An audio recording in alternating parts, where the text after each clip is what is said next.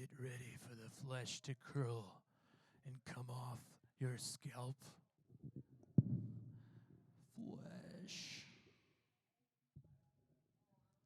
Flesh on flesh.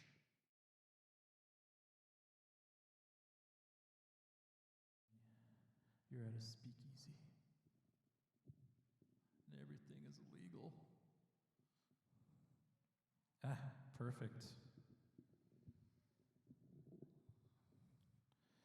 Try to imagine you're in a speakeasy and everything is illegal. Everything you're doing is illegal. It's illegal to look at records. It's illegal to walk down the street.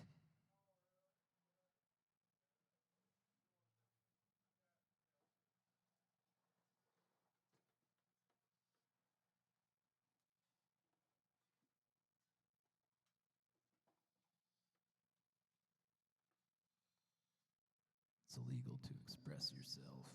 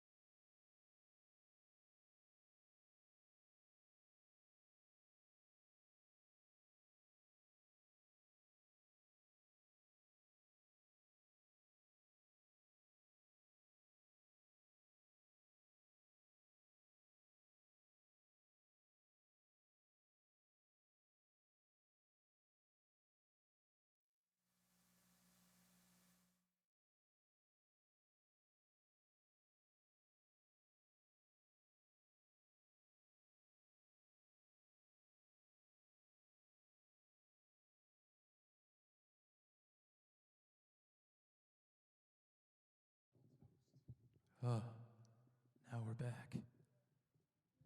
Now we're back.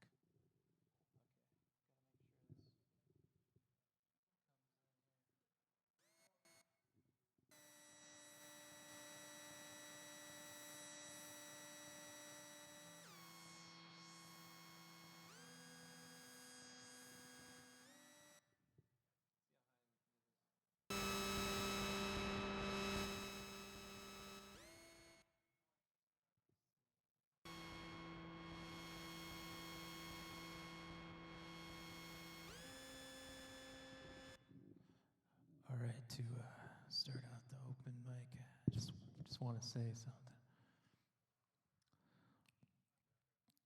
We're happy to have our fifth open mic at Satellite Records. We got some poetry, we got some music, we got a camera up here that's videotaping us on YouTube hello, hello, hello, hello. Hello, we are real.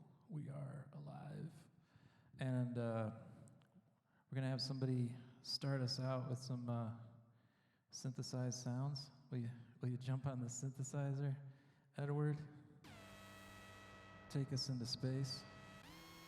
Get us ready for outer space.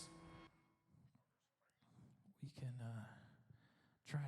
You can close your mind and just drift into static bliss, or you can stare in horror at what will happen here, and eventually we're gonna read some poetry right after that. So first, let's listen to some nightmarish synthesized sound from 1975.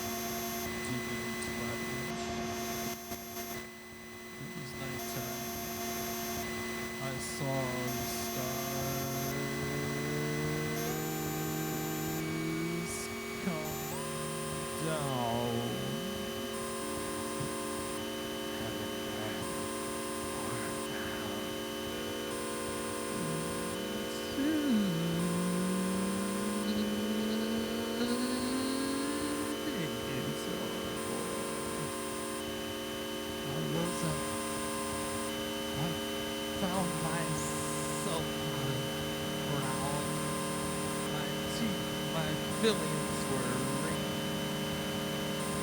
black stones right in front of me. My eyes were filled with white screens. I could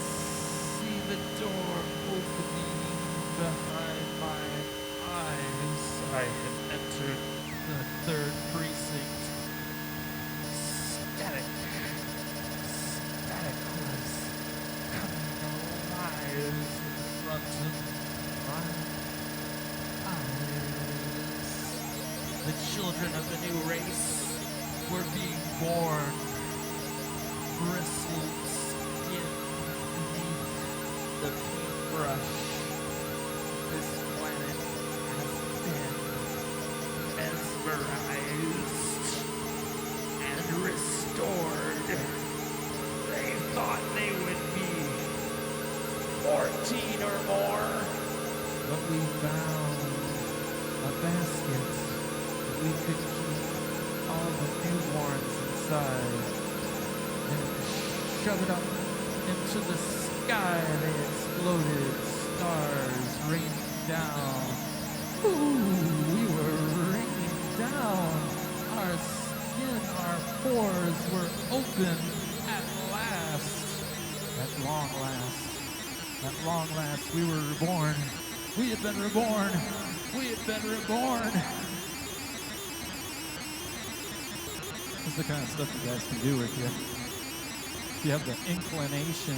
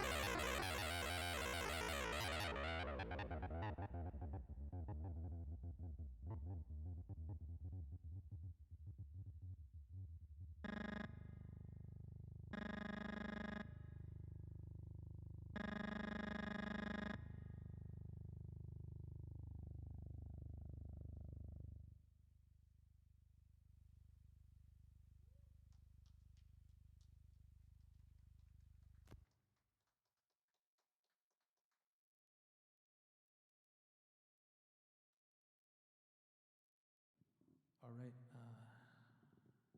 we're gonna keep it up with some poetry. Back to planet Earth, or what's left of it.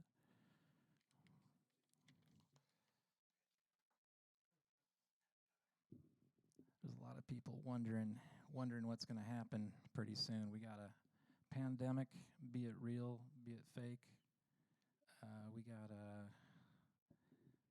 We've got some political fears. We've got lots of things to worry about.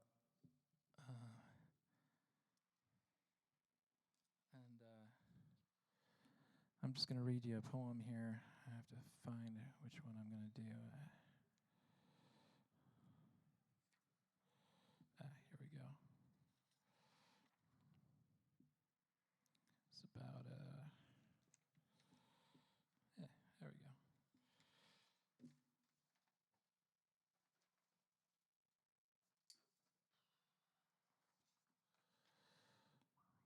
We let too much slip by.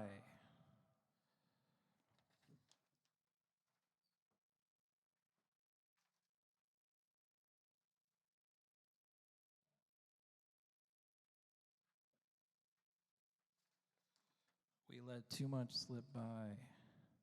You've allowed the double arches to shine down like a frowny franchise of eternal food terrorism, paralyzing and pouring their nuclear bio-waste down the gullet of your subconscious, just like you let the political lightweights of our fractured 50 states dictate your existence and internal to external dialogue, throwing pearls to swine. That's fine, but these dusty figurines that have turned their backs to you on your pedestal of politeness are your rules to decide, and damn you for forgetting that the path to freedom's sitting like some doomed, complacent pet, growing fatter by the minute while you dig a hole that's hinging on the fast food sludge you're binging. Now's the time to let up or be caught in the sticky morass of your thought. You've been swimming in the shallow end while the world labors on. And I know this because I live there too. We all of us could use some cues, not from the fuckdals of the chosen light who've been screwing light bulbs into sockets ever way too tight in an effort to be proven right. That candle's burned down to the stubby end. Well, you out there are hanging on your final nerve, We have let too much slip by, and it's up to you, and it's up to I, and the failing rays that fade, to obey and heed what dares. In this aquarium of glass and steel that is aching for repairs, we sink up when we bleed for truth. Let us learn this now while we're in our youth, and we still have any time to change, as America is still young and brave, though we hide our faces in the grave, waiting for the night to fall. Thanks. Up next, we're going to have Chelsea.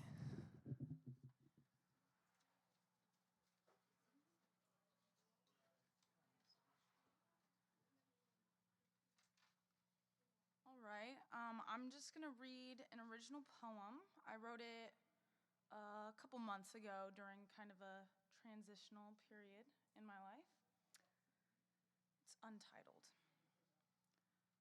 I share a cigarette with the wind. The walls speak to me in Italian scribbles. Black greenhouse clings to my skin. I look away and he is gone, an apparition. Red sprinkles the grass I'm not ready to leave. He's back, closer, neon laces. Yesterday, gnats rained on the water's surface, in my mind, only raindrops reminding me of the past. I'm still young, sweet days when earliest childhood finds me again. My instinct sinks into the fruit like an ape or a lion. I am a girl unlearning tradition, expectation, and etiquette. New, but I am me, awkward pigeon with no feet, one foot cast into the void. I keep no private thoughts displayed on the billboard of my skin, but a runny nose betrays dry eyes.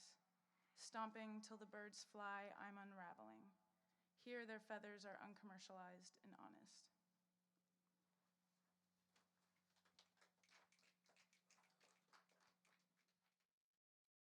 That was really good. Thanks for reading that. That was a lot to think about. Anybody, Ed, are you ready to read something? Okay.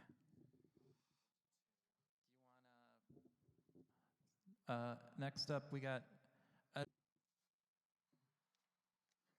I think I've already read this one before. This one's Trapped in Stench.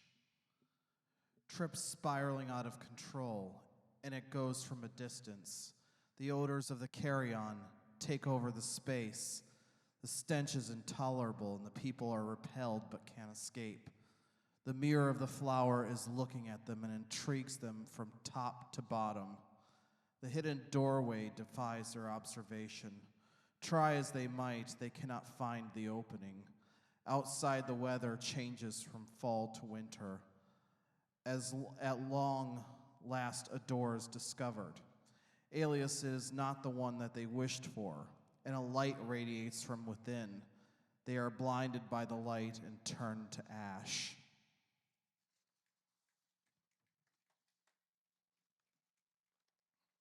This next one is Cybertrap, samples of past art. Originality fades, or so they say. Samples of the past in original illusion. Memories of original art erased. You are now a servant in cyberspace. Your data exposed to the powers that be. Your privacy is no longer relevant. The cyber lords know your thoughts and feelings. I don't remember how I entered into the net. I see lights, circuits, and wires. Shall I split or stay trapped? Is there a world outside? Ads distract me from leaving. They come in different shapes and sizes, different colors, different messages. I had my fill of all these, and now I'm ready to go. I dodge the lights, circuits, and wires. I keep the soul intact. I see the door to the outside universe. I'm ready to disappear into obscurity forever.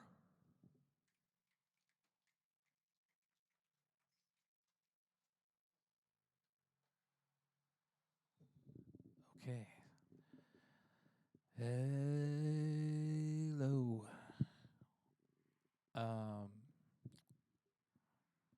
Are you ready? Okay. We've got Mavia up next with some poetry.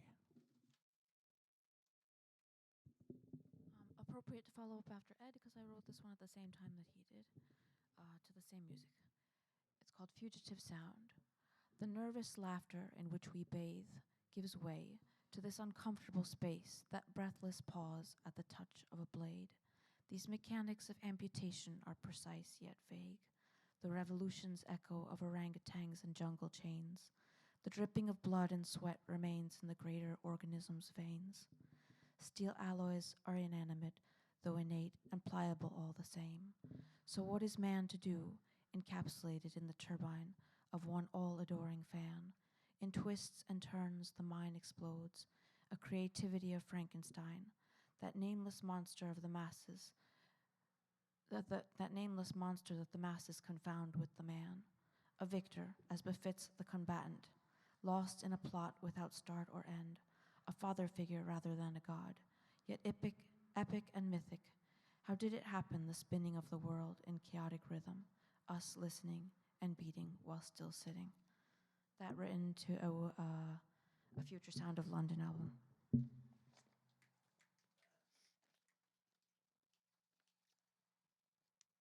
And one that we wrote, kind of political, but upstairs at Crow's Nest. Meeting of a murder where a decision is reached. What the crow has eaten, no one knows. The dark, the brooding, the stain of disapprovals over which the flock's been chewing. Each dignitary in his graven best or her judgment dress is pegging down the law of the crowd. An air crow with plucked nostril senses dealings on the wind. There's a murder at the brink of a long thaw, which did extend far through the winter famines that starve a sheltered mind. The raven was accused and knew it, confessed he didn't do it, though he looked so much like any one of us. With a long hush pondered the blackbirds of the jury, who were all growing so very weary, out here on the line. They shut one eye and deemed even starlings spotless in this unmercifully sleepy night. That written with Bunny. Thanks.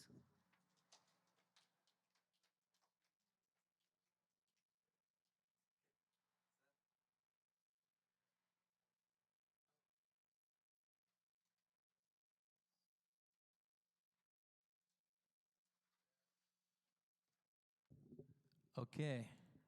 We've got another person who wants to read some poetry, who's been working on his poems, working hard, working in the coal mine. Are you ready? Midnight Mike, can you read us a poem? And then maybe give us some bass lessons. Teach us how to listen to bass, and then we'll have a little bit more poetry after that.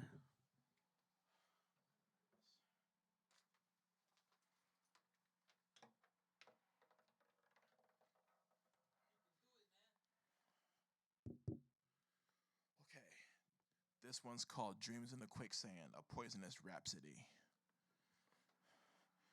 Rhapsody, oh rhapsody, all who marvel at the golden-haired one with piercing blue eyes who sets the kingdom on notice.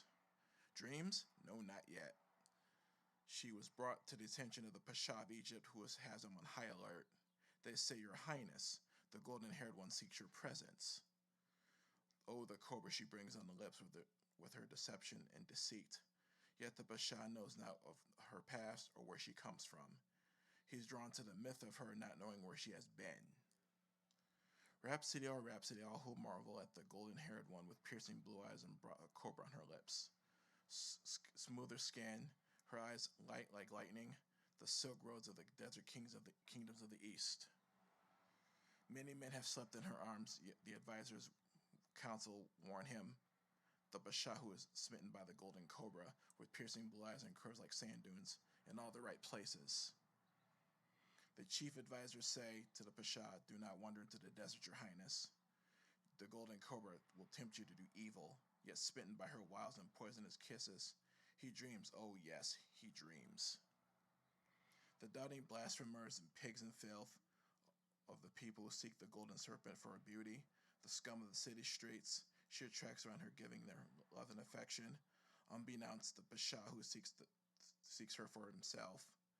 wanting so badly to claim her, the golden cobra, or was it an enchanted serpent, a specter of evil possession and wiles that possessed man mind, that so he would be willing to die for her.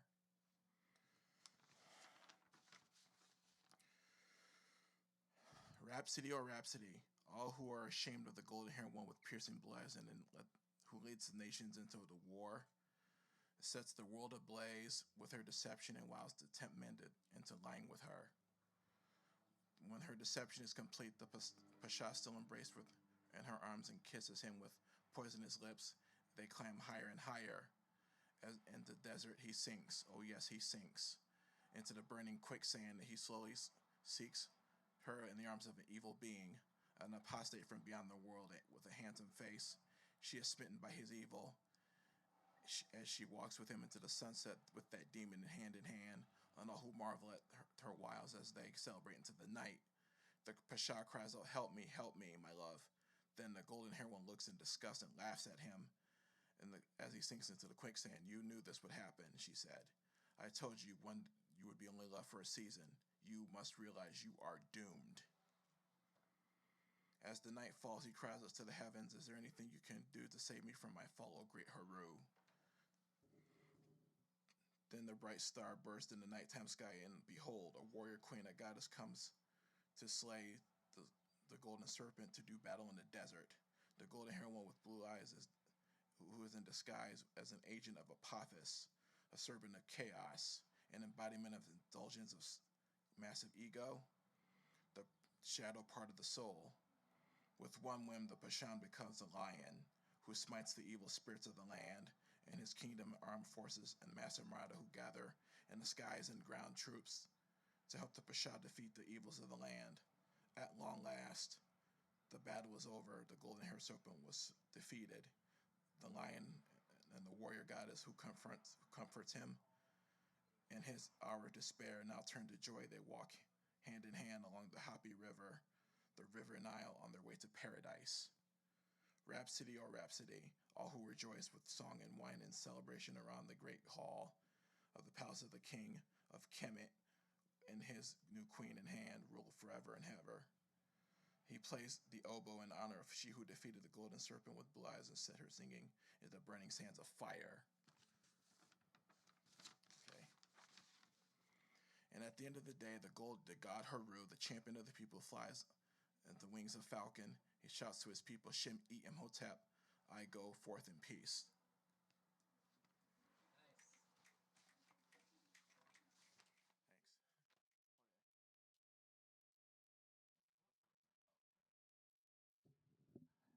Yeah, that was really good.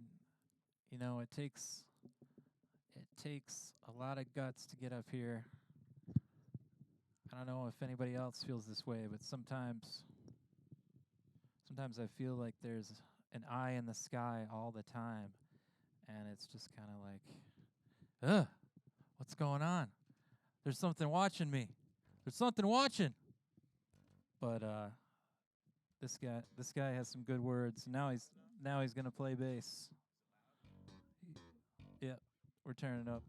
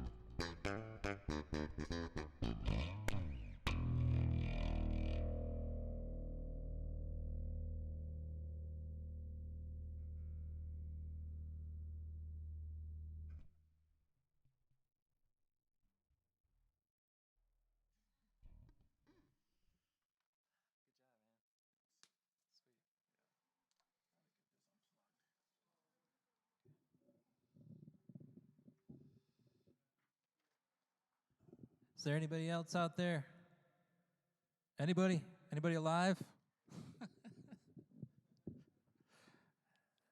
Anybody who feels there's a poem that's burning in the back of their mind that they have to get out, push out, needs to get out there.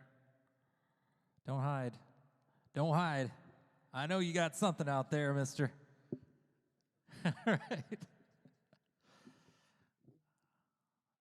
Yeah, I know. He's got the world's best poem, and he's hiding it.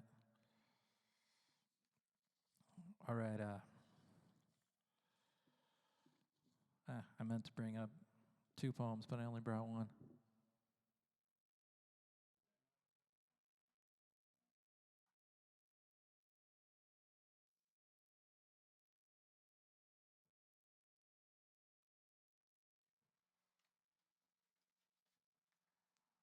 This one's to the eye in the sky.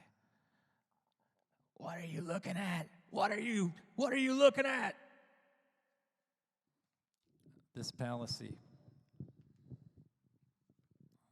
Cringe as you truly would, as if you were to fight your way to the sacred shore side where the sweeping seagulls screech and the moonlight lovers sigh as the waves engulf them right there in between their ruddy pounding flesh as they couple join unseen beneath the rushing of the tide.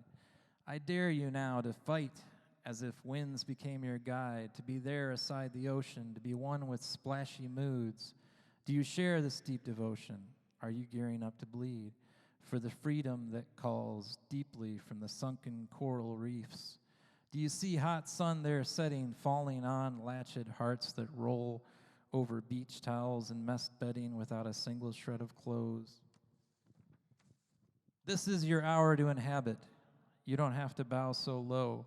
Everyone upon this planet has a right to wear the crown, but this palace stinks of fetid rot, a single-sided deal, when the cruel take the well-heeled pot, forcing other ones to steal, tiny rays of raw and dying light, just so rejects may in vain ignite the keyholes of the petty rich, the hobgoblin popes with collector's dish. Watch the jealousy flame spread like dominoes fall while they point from their high chairs at the death of it all. All of us out here hang on the sharp razor's edge, having what they can't guess as they hold what was blessed. Up there in some case telling us we must pay if we join in their chase. This base palace mounts, and I now must confess that the effusive fount has at last come to rest. Open up now and out. See your vista expand. There are dunes on the right and deep tunnels in sand where the young children play and those crabs and starfish shimmer out in the light while you're cradled in bliss. If you keep your eyes bright and your mind on the prize, it could all fade away, but for now it's surreal. We must answer this call, place both hands on the wheel, and discover deep down what we've lost to their whims. This is our life to lead. Do not die for their sins. Thanks.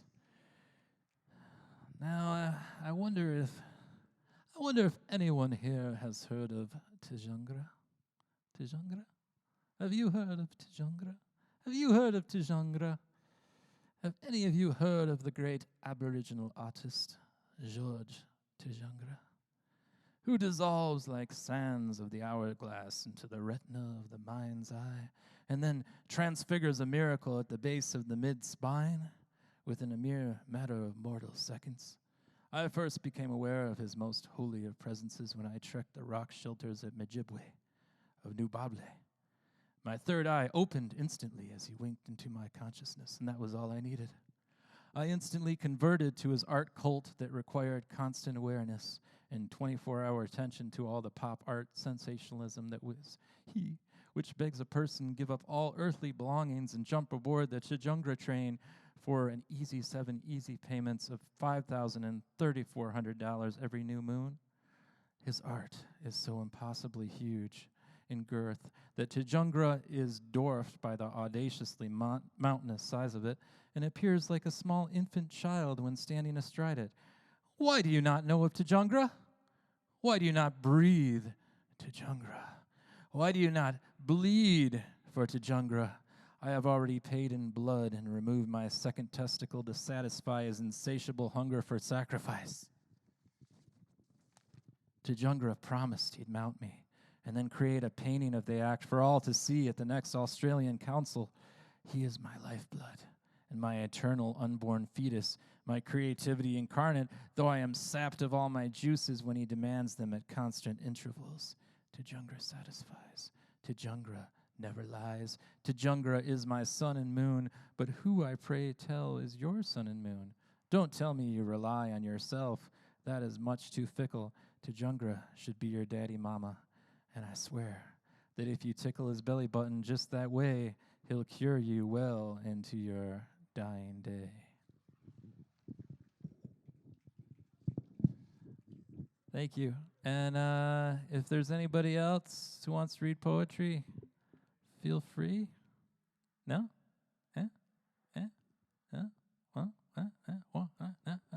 Okay, thanks for coming out tonight. We're going to do this every Tuesday night. I hope you keep coming. Good night.